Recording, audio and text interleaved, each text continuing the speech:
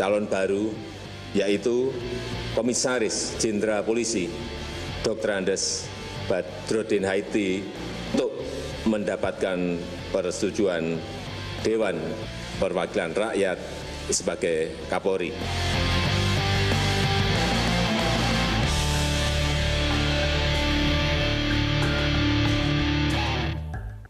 Efek solusi Jokowi dialog kita lanjutkan kembali dan saat ini kita beruntung sudah bergabung bersama kita dari Menteng, Jakarta Pusat, Wakil Presiden Yusuf Kala, Pak JK. Ya. Selamat malam Pak JK. Selamat malam.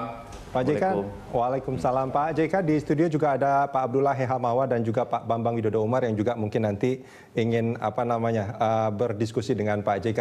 Namun saya awali dulu diskusi ini Pak JK. Ini kalau kita melihat apa yang diputuskan oleh Pak Jokowi. Ini kalau saya membaca pernyataan Pak JK sebelumnya, ini nampaknya tidak sesuai dengan harapan Bapak. Tidak, harapannya gimana? Kira apa itu kita rumuskan bersama dengan Pak Jokowi tentang apa yang terjadi. Kita harus rumuskan sama-sama solusi ini. Kemarin kalau saya mengutip pernyataan kalau Bapak menjadi presidennya, Bapak akan melantik Pak Budi Gunawan. Setelah di pra-peradilan ternyata status tersangka Pak Budi Gunawan dicabut.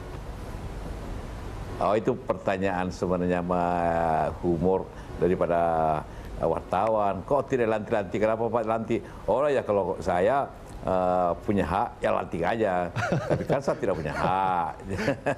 Ya artinya itu sesuai apa harapan Bapak itu kan? Tidak, harapan saya tentu ialah bukan harapan, ialah suatu situasi yang aman dan damai serta situasi yang dapat menjadikan bangsa ini kembali selesai persoalan dan kita membangun bangsa dengan baik. Ya. Ujungnya itu. Nah, Pak JK, ini kan sebetulnya apa yang terjadi beberapa hari kemarin, ini kan cukup bikin kisruh lah, bikin masyarakat juga sebetulnya bertanya-tanya bagaimana sebetulnya proses, bukan hanya proses, tapi upaya pemberantasan korupsi di negeri ini menjadi lebih baik, lebih permanen, bukan penegak hukum terus berkelahi dengan penegak hukum yang lain. Nah ini apa menurut Anda yang harusnya dilakukan, Pak JK?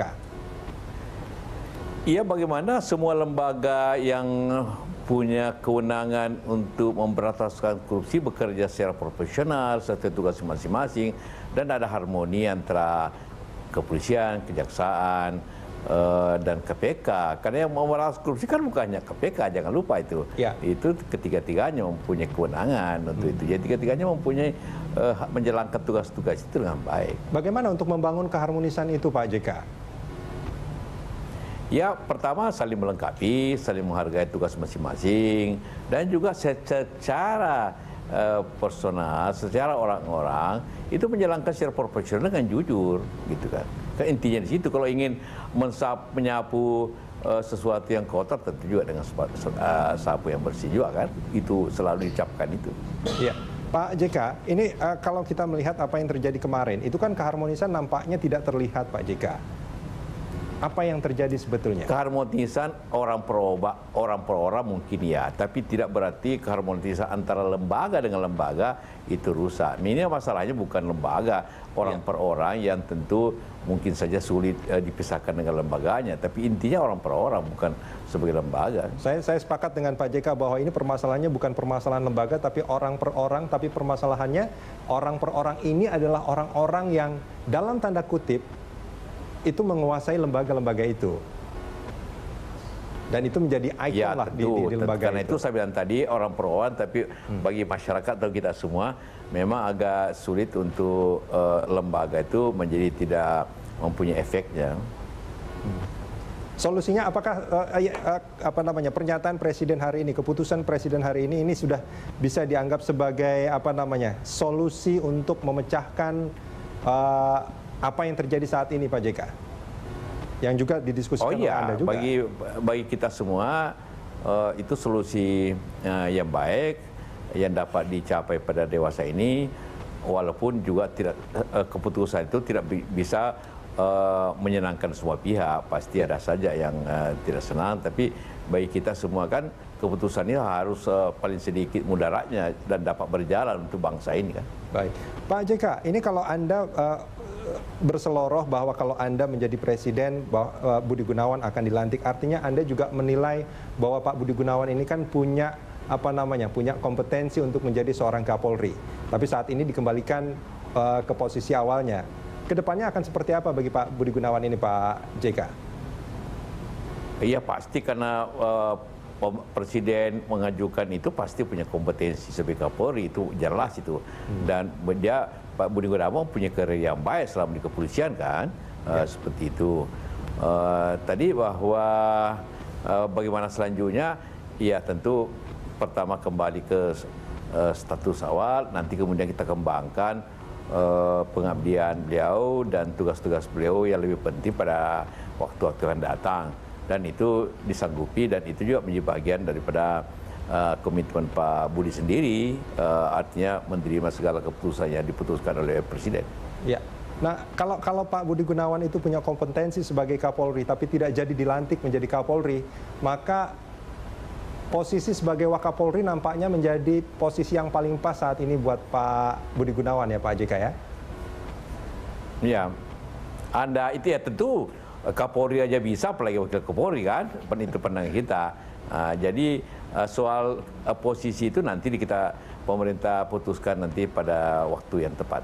Oke, Pak JK, ini terkait pimpinan KPK. Ini siapa yang menentukan pada akhirnya Pak Taufikur Rahman Ruki, Pak Endriarto Seno Aji dan juga Pak Johan Budi yang dijadikan pimpinan sementara saat ini. Ini bagaimana prosesnya Pak JK? Pertama kita membuat kriteria bahwa ini kan pengganti kurang dari 11 tahun. Berarti orang-orang yang diangkat itu harus punya pengalaman, harus mengenal KPK sebaik dan punya keahlian. Kemudian punya track record yang baik dan tentunya juga dapat dipercaya. Karena itulah kalau Pak Ruki, ya siapa tidak kenal Pak Ruki sebagai ketua KPK yang pertama yang selama ini dianggap tidak punya catatan selama ketua KPK dan mendapat penghargaan dari masyarakat. Karena itulah dia diangkat di mana-mana sebagai penasehat, sebagai komisaris di perusahaan-perusahaan. Kalau Pak Seno Aji, semua orang tahu bahwa beliau ahli hukum pidana yang salah satu yang terbaik negeri ini, sehingga dapat tentu berpartisipasi dalam menegakkan prinsip-prinsip hukum yang benar di KPK pada saat berjalan nanti. Ya kan selama ini kan salah satu masalahnya di situ, bahwa banyak pihak menilai ini harus kadang-kadang keluar daripada jalur sebagaimana apa yang terjadi. Ketiganya kalau Johan, ya semua tahu bahwa barangkali orang yang paling lama profesi di KPK salah satunya Johan lah, sehingga tidak perlu belajar lagi dan dia sudah naik pangkat jadi direktur. Jadi pada waktunya tentu semuanya menurut saya pantas dan tepat, sehingga begitu dilantik langsung jalan karena semuanya bukan orang baru. Iya, meskipun sebetulnya ada beberapa di samping Pak Zul dan Pak Pandu. Pak JK, meskipun sebetulnya ada beberapa hal yang dianggap ganjalan, misalnya Pak Johan Budi, ya sekarang kan juga banyak dilaporkan juga kan untuk hal-hal tertentu. Terus Pak Endriarto Seno Aji juga kalau saya tidak salah dikait-kaitkan dengan kasus Senturi karena dia juga menjadi salah satu penasihat hukum bagi salah satu tersangkanya seperti itu. Apakah ini tidak menjadi pertimbangan? Pak, tentu tidak ada orang malaikat negeri ini, sehingga tidak ada orang yang menilai bahwa kita tidak bisa menilai orang dari apa yang seluruhnya kayak malaikat, tidaklah. Tapi yang paling penting punya kelebihan, punya profesionalisme. Kalau seperti yang sebagai pengacara, ya itu kan profesi. Itu tidak bisa karena pengacara suatu kasus langsung Anda bersalah, kasus tidaklah kan. Dia kan bekerja profesionalisme. Kalau Johan ya tentu kasusnya tentu kita lihat secara jernih nanti pada waktunya. Oke, Pak JK, ini Pak Bambang Widodo Umar juga ingin menyampaikan sesuatu, Pak Bambang, silakan. Terima kasih. Silakan Pak Bambang. Pak Yusuf Kalla, saya bisa bertemu Bapak juga untuk bisa menyampaikan ya pandangan-pandangan atau mungkin juga ide-ide, barangkali benar atau tidak. Begini, pada waktu kami dipanggil oleh Pak Presiden, pada waktu ketemu dengan Pak Menseknek, setelah beberapa kali ada keputusan bahwa kami bukan dalam tim yang formal, artinya ada kepres, Kemudian kami sedikitnya, sampai di situ. Tetapi kami bertekad bahwasanya tim 9 ini tetap akan memberikan masukan-masukan. Antara lain yang kami sampaikan pada waktu itu kepada Menseknek adalah jangan sampai selesainya kasus ini hanya sekedar seperti mengobati pusing kepala gitu.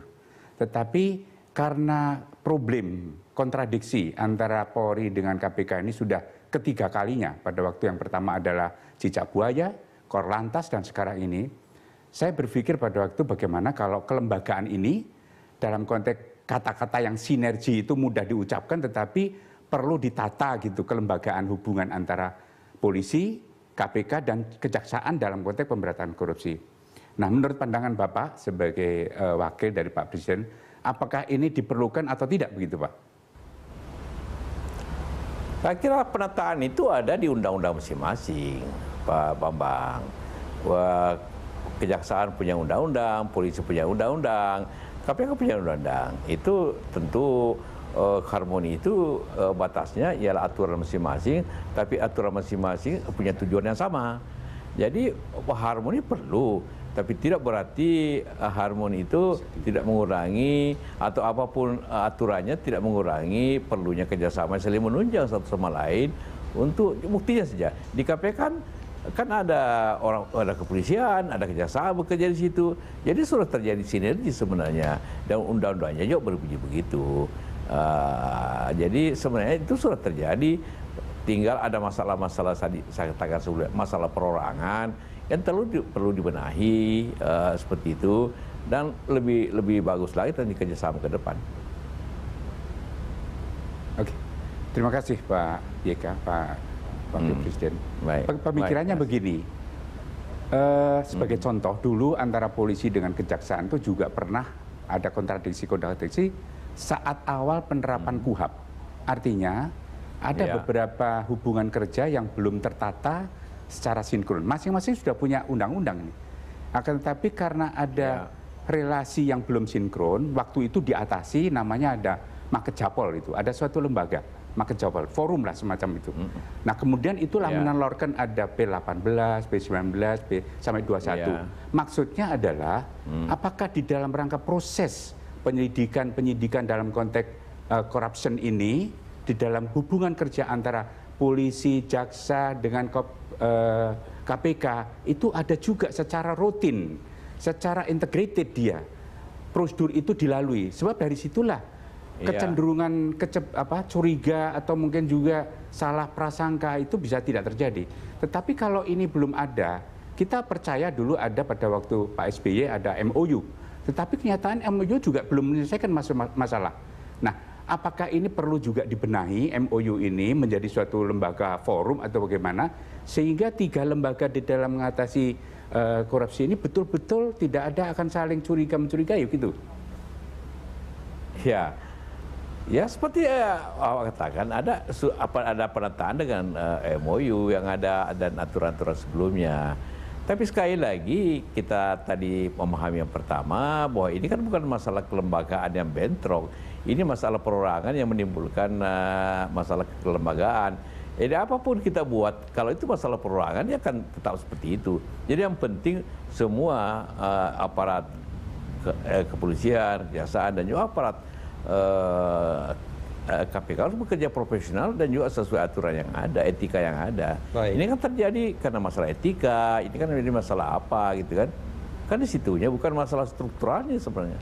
Oke. Tidak ada struktural yang salah di sini. Pak Yusuf Kalla, kita jeda sebentar, kita akan lanjutkan ini di segmen berikut nanti.